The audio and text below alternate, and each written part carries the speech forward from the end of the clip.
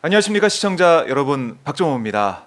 자, 이번 설 연휴 여러 가지 얘기가 많았지만 그래도 화두는 민생 경제였습니다.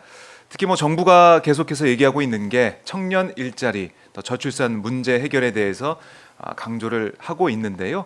그래서 오늘은 저희가 청년 문제, 또 민생 문제, 경제 문제에 대해서 또 알아보고 지금 현안에 대해서 정리해보는 시간, 또 민심에 대해서 파악해보는 시간을 마련했습니다. 자, 경제 청년 전문가로 민주당에 인재 영입된 분이죠. 신용환 전 교수 모셔서 말씀 나눠보도록 하겠습니다. 안녕하십니까 교수님? 네, 반갑습니다. 네, 신용환입니다. 반갑습니다. 아유, 반갑습니다. 네, 고맙습니다. 초대해 주셔서. 네, 자, 인재 영입이 되셨어요. 네네. 민주당 인재 영입이 되셔가지고 스포트라이트도 좀 받고 계신데. 네, 15호입니다. 15호. 15번째. 네. 먼저 저희 시청자분들께 처음 오셨으니까요. 예, 인사 예. 말씀부터 부탁드리겠습니다. 네, 예. 네, 오마이TV 시청자 여러분 만나서 반갑습니다. 신용환입니다. 우선은 저는 이제 기업에서 쭉 CEO를 했습니다. 그 대학 시절에는 치열하게 한 시대를 같이 고민하는 그야말로 이제 운동권 이념 서클에도 있었고요.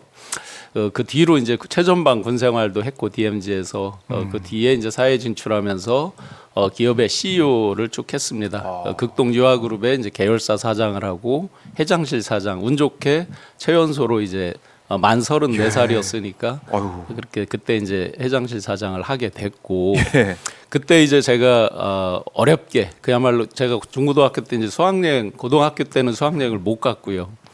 제주도로 가는데 집에 말을 하기 싫어서 안 했습니다. 너무 이제 아버지가 23년을 투병하셔가지고 중1 때 쓰러지셔서 그렇게 이제 오랫동안 하시면서 그런 이제 과정들이 또 제가 아이덴티티 정체성이 흔들리는 그런 과정들 극복한 것들을 책으로 써서 처음에 이제 위기관리책, 위기가 오기 전에 플랜 B를 꺼내라 위즈덤 하우스에서 출간한 책이 베스트가 됐고 두 번째 이제 동업하지 말라는데 창업도 하지 말고 동업도 하지 말라는데 제가 창업투자회사 소위 말하는 벤처캐피탈 CEO로서 한 5년 했거든요. 그 경험을 살려서 동업하라라는 책을 썼고 2012년에 그게 이제 히트가 돼서 아마 박근혜 대통령이 그걸 잘 보셨는가 봐요. 그래서 조선일보에 당시 이제 주말판 위클리비즈라고 거기에 그 창업에 대한 칼럼을 매주 쓰고 있었는데 그걸 아마 또 자세히 보셨나 봐요. 그래서 대통령직 속 청년위원장 장관급으로 영광스럽게 그 당시 최연소로 이제 45세 발탁이 돼서 정부의 청년 취업, 창업, 일자리 이 부분에 대해서 이제 집중적으로 해봤고요. 그 뒤로 이제 나와서 선거에 이제 차출이 당시에 됐는데 공천은 못 받았습니다. 옥새를 들고 나르샤 이런 게 있어서 제가 이제 여의도 출신이 아니다 보니까 사실은 여의도의 어떤 그 선거 논법 이런 거를 몰랐습니다. 그래서 그냥 그렇게 당연히 쉽게 되는 줄 알고 그러다가 이제 고배를 마시고 그런 이제 현상을 겪으면서 이게 참 만만치 않은 거구나라고 했는데 그 뒤에 탄핵이 생겼습니다. 그래서 그 탄핵 때 이제 굉장히 마음 아픈 그런 것들을 겪고 그때 이제 어떤 해프닝 좀 이따 말씀드리고 그래요. 지금 그런 과정을 겪었습니다. 인사 말씀을 통해서 어떻게 살아오셨는지 저도 아까 명함 받으면서 뒷면을 봤더니 정말 화려한 능력들이 많이 빈수레가 빈깡통이 요란합니다.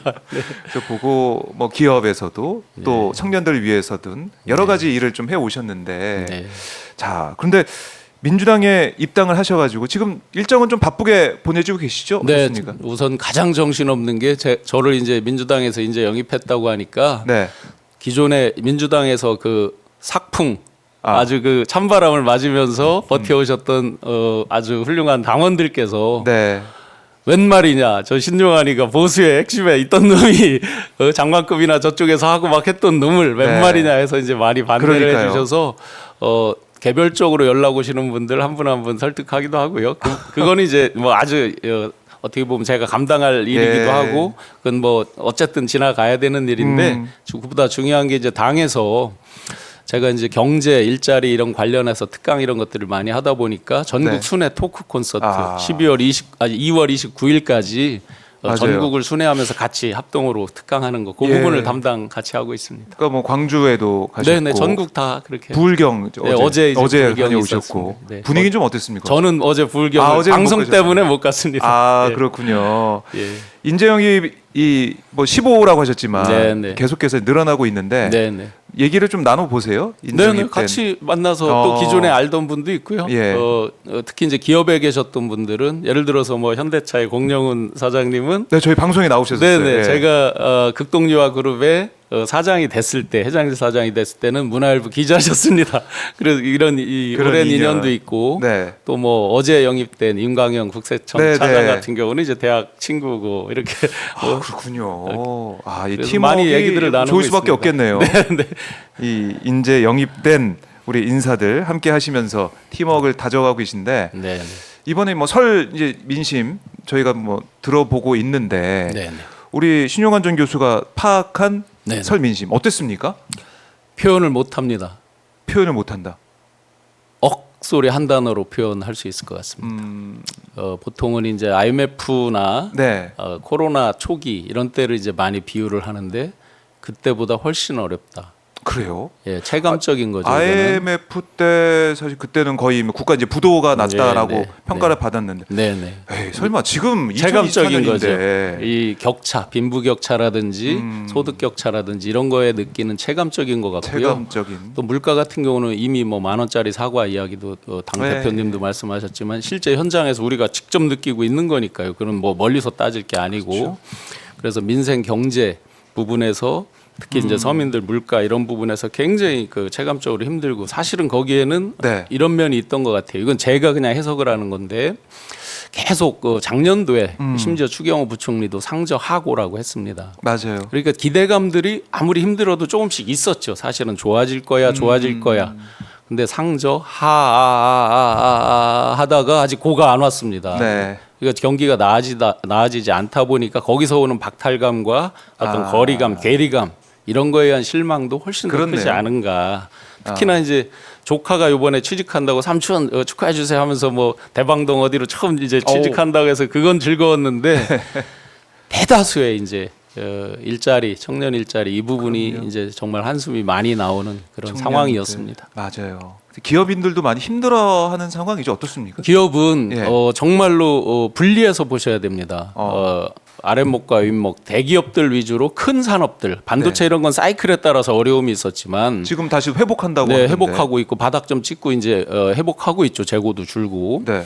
그런데 그런 큰 기업 특히 자동차 같은 경우는 굉장한 선방을 했잖아요. 맞아요. 그런데 그 밑에 이제 이건 우리나라의 어떤 고질적인 산업 구조의 문제이기도 하지만 소위 옛날식으로 하면 하청업체, 협력업체들은 네. 굉장히 춥습니다. 그리고 우리가 4차 산업혁명이라고 엄청나게 강국인 것처럼 얘기하지만 뭐 1등하는 품목 거의 없습니다. 그러다 보니까 미래 부분에 대한 불안감 이런 것까지를 보면 예. 작은 기업들은 너무너무 힘들다. 이것도 체감적으로 너무 격차가 크다. 격차가 있다. 부익부 빈익빈 네, 그런 네. 상황이 벌어지고 있다. 예, 예. 이런 말씀이시고 사실 설 민심 저희가 이제 며칠 계속해서 듣고 있는데 네, 네. 다들 힘들다. 네, 네. 특히 민생 경제가 너무나 어렵다 이런 얘기 많이 하시더라고요. 예, 맞습니다. 그동안 뭐 선거 전문가이시기도 하니까 역대 선거를 다 놓고 봐도 여러 가지 뭐 일이 터지고 하지만 제일 중요한 건 민생 경제였던 것 같아요. 저는 지금 여러 여론조사가 있지만 유시민 그 작가께서도 이야기하지만 지금 시점부터 여론조사 보지 말아라고까지 어제 하시더라고요. 네. 저 유튜브에서 봤는데 저도 마찬가지입니다. 지금 시점에서 나오는 여론조사 특히 그 성향들 보수 성향 과학 표집되는 부분들 이런 것까지 감안해 보면 별 볼 필요 없다고 생각합니다. 그냥 저작거리 한 번만 나가 보면 소위 중도 정치랑 별로 관련 없는 분들 딱 들어보면 답이 나옵니다. 이번 선거 아마 예상보다 훨씬 더 많이 벌어질 겁니다. 제가 원희룡 캠프의 종합상황실장 하면서 거의 매일 데이터를 새벽까지 분석하고 해봤습니다. 네. 아마 체감적으로 저도 이번에 이제 아무 말 없이 저를 모르는 분도 많으니까요. 많이 물어보고 보죠. 체감적으로 이미 중도에서 승부가 나 있다고 보고 그 핵심은 역시나 민생 경제 먹고 사니즘이죠. 그 부분에서 이미 승부가 나 있다. 그거는 어떤 화려한 수사나 치장으로 극복되지 않는다. 그리고 그거는 기대 가능성인데 더 나아질 거라는 기대 가능성이 네. 없다고 보면 상당히 만만치 않다. 어느 진영을 자만해라 이런 뜻이 아니라 네. 이 구조적인 핵심을 모르고 지금 헛다리들을 짚고 있고 화려한 수사로 선거를 치르려고 한다 이런 느낌이 많이 들었습니다. 그래요. 제일 중요한 게 민생 경제. 네. 그걸로 결판이 날 것이다. 멀리 있지 않다. 자기 생활 속 가까운 곳에. 뭐 좀 이따 또 말씀드리겠지만. 예. 네, 알겠습니다. 이제 언급하셨듯이 윤석열 대선 캠프에 네, 네. 계셨어요. 네. 정책총괄 지원실장이라는 걸 했습니다. 그 높은 자리에 계셨던 거죠. 이게 그 역할은 예. 이제 각 전문가분들이 분야별로 뭐 외교안보, 국방, 뭐 경제, 일자리, 사회복지 뭐 쭉 분야별로 전문가 풀이 있잖아요. 예. 이 전문가 풀에서 자기들 팀별로 단위별로 이제 쭉 만들잖아요 정책을. 그러면 그걸 이제 취합을 해야 될 거 아니에요. 그렇죠. 그리고 서머리를 이제 축약을 해야 되잖아요. 대통령이든 대통령 후보든 그걸 다 읽을 수가 없으니까 보통은 이제 한 분야당 A4 2장 이내로 가급적 한 장, 뭐 많으면 2장 예. 이내로 축약을 하고 밑에 이제 물론 보조 자료를 첨부해서 이제 후보께 마지막 보고를 드리면서 대면해서 거의 매일 이제 대면해서 말씀드리고 또 그게 TV 토론으로 이어지는 어떤 재료가 되기도 하는 거고 네. 지방 전국을 다닐 때는 그 지역에 맞는 이제 지역 특화 공약 이런 것들을 하잖아요. 보통 저희가 최소 7개에서 많게는 10개로 꼭지를 찝어서 미리 스터디를 해드리면 또 현장에 예상 Q&A 같은 게 있잖아요. 그런 것들을 이제 매일 말씀드리고 이런 일이 이제 정책 총괄 지원실장이 하는 일이었습니다. 정말 중책을 맡으셨네요. 중책인지 모르지만 그렇죠. 하여튼 열심히는 했습니다. 그러면 저희가 상식적으로 생각할 때 그런 중책을 맡았다면 네. 당연히 이번 정부에서도 중용이 됐을 텐데 네네. 왜 이렇게 중용이 됐잖아요. 정부의 유일한 국영 방송인 KTV의 경제 생방송 앵커를 최근까지 했었습니다. 에이 그거보다 더 중용이 됐었을 것 같은데 네. 어찌된 일입니까?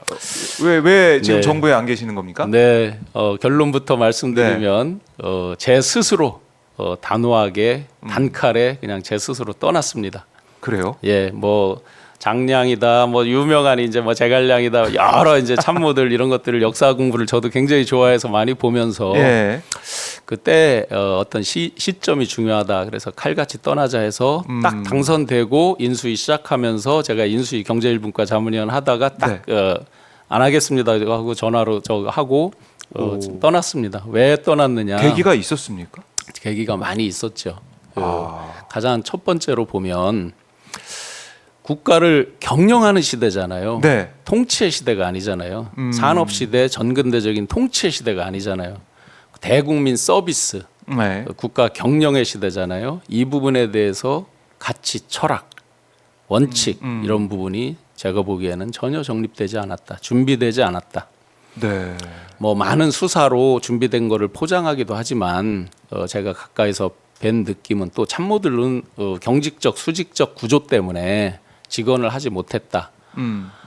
그러면 집권 이전에도 이 정도면 집권 이후에 물론 인수위 때 이제 가치, 철학, 비전에 대해서 완성을 해서 네. 5년을 끌고 가야 되는 것인데 그 부분도 하지 못했다.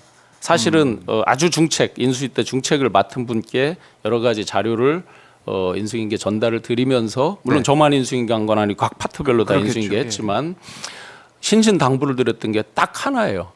가치, 철학, 비전에 대해서 완성을 해주시라. 우리가 너무나 급박한 상태에서 전투를 치르다 보니까 전쟁이 매일매일 그냥 그날 예. 일어나는 뭐 어디가 빵꾸 났다, 뭐 어디에 뭐 보급품을 뭐 보내야 된다. 예를 들어 뭐 이런 거 하다가 정신이 없이 그냥 지나왔는데 정작 앞으로의 대한민국 윤석열 정부 5년의 대한민국이 뭐다라고 하는 가치 철학이 없다. 단적으로 제가 하나 말씀드려 보면 네.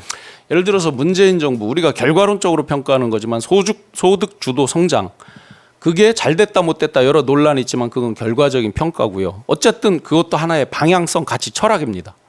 그 방향으로 가겠다는 정부가 세워온 그렇죠. 그게 딱 박혀 있는 거죠. 네. 지금 윤석열 정부의 방향성은 뭡니까? 글쎄요. 예를 들어 한 단어 한 단어 아니면 네, 한 네. 구절까지. 그래서 제가 뭐 대부분 같이 일했으니까 편하게는 만납니다. 용산에 계신 분들, 여의도에 계신 분들 물어봤을 때 그 누구도 이것에 대해서 답을 한 분이 없습니다. 그러면 스스로 모르는데 국민이 어떻게 하려고요?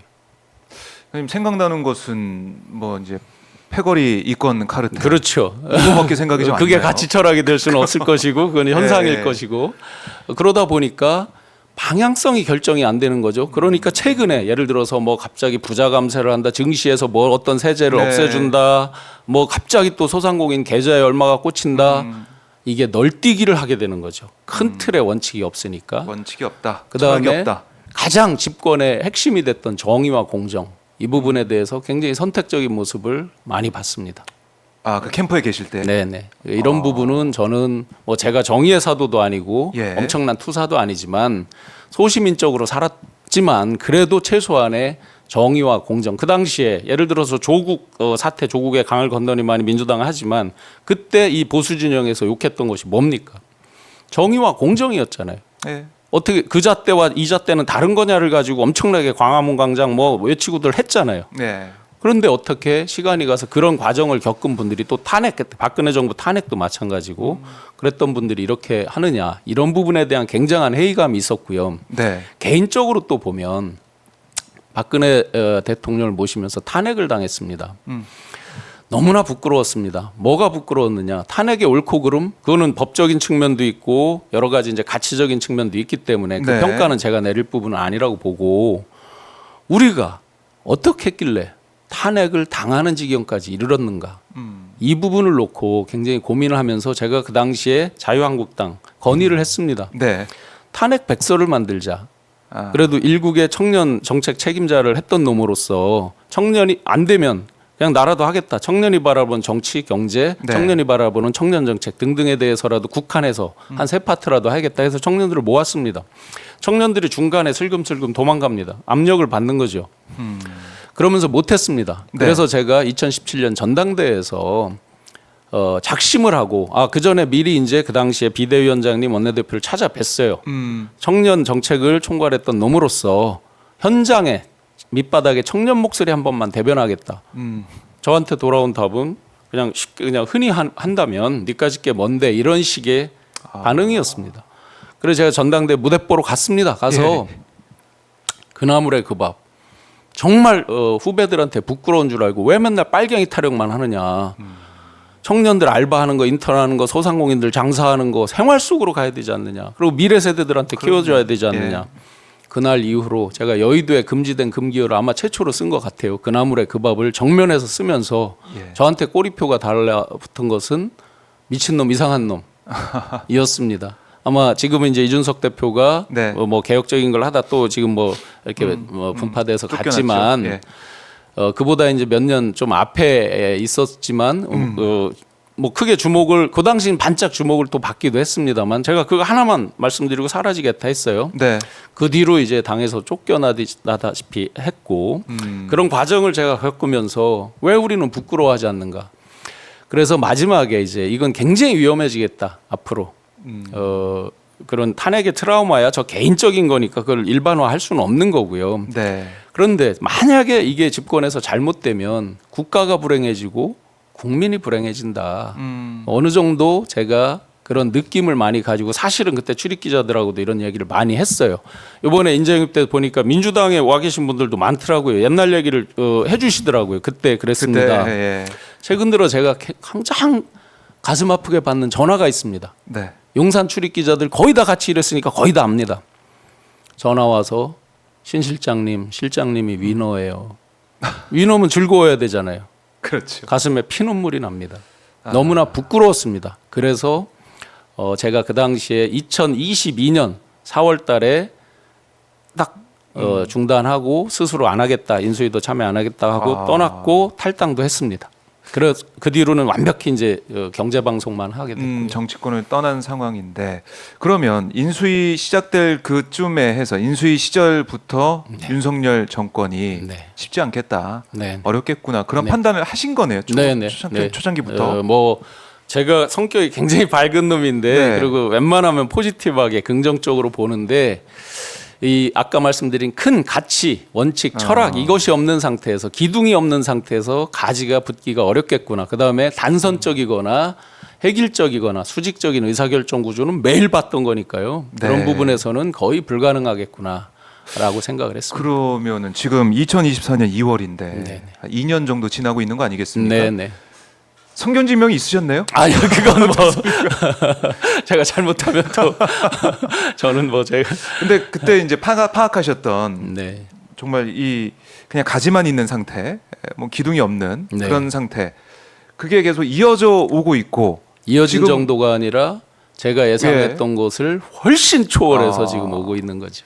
그만큼 너무나 깜짝 놀랄 깜짝 놀랄 만큼 네. 정부의 모습이 제대로 된 모습이 아니다 이렇게 보시는 건데. 네, 그거는 이제 대통령의 궁극적으로는 최종 책임자는 대통령이니까요. 네. 대통령의 책임도 있지만 참모들의 책임도 많다고 생각합니다. 아하. 저도 참모로서 대통령을 모시면서 진짜 탄핵을 당하고 너무나 후회를 했습니다. 와이프랑 네. 아내랑 3개월 동안 밖에 나가지 않을 정도로 굉장히 트라우마도 있었고 그러면서 제가 곧잘 그걸 좀 참았어야 되는데 직언을 많이 했습니다. 입 바른 소리를 많이 했습니다. 그러면서 제가 많이 놀랬던 게 있습니다. 현 네. 정부에 참여한 사람들한테 물어봅니다. 다 실제 전략 상황의 참여자들은 저 빼놓고 유일하게 저 빼놓고 다 장관, 차관, 수석이나 비서관 등등을 요직에 하고 가 있습니다. 있군요. 예, 하고 요직에 있다가 지금 대부분 많이 출마를 하셨습니다. 네. 제가 많이 얘기했습니다. 힘들지 않냐, 괴롭지 않냐. 나오는 답들이 더 물론 의례적인 답이죠. 대외적으로 어쩔 수 없는 답이죠. 괜찮아, 할만해. 뭐가 괜찮습니까? 뭐가 할만하겠습니까? 이태원 참사 때도 많은 사람들한테 얘기했습니다. 네. 이 정도면 법적 책임도 있고 뭐 정부적 책임도 있지만 그렇죠. 그보다 대국민에 대한 염치라는 게 있다. 양심에 도덕적, 도의적 책임이 있다. 아무도 지금까지 책임진 사람이 없다. 없습니다. 아주 가까운 분들, 그 책임자분들 네, 네. 포함해서 없습니다. 그러니까 그게 이제 국민들이 이제 판단을 하고 있는 것일 테고 네, 네. 또 가깝게는 지난해에 있었던 강서구청장 보궐선거 같은 네, 경우도 네. 그것도 뭐 네. 심판을 받은 거 아니겠습니까? 아, 그럼요. 그때도 아마 예상을 못 했잖아요.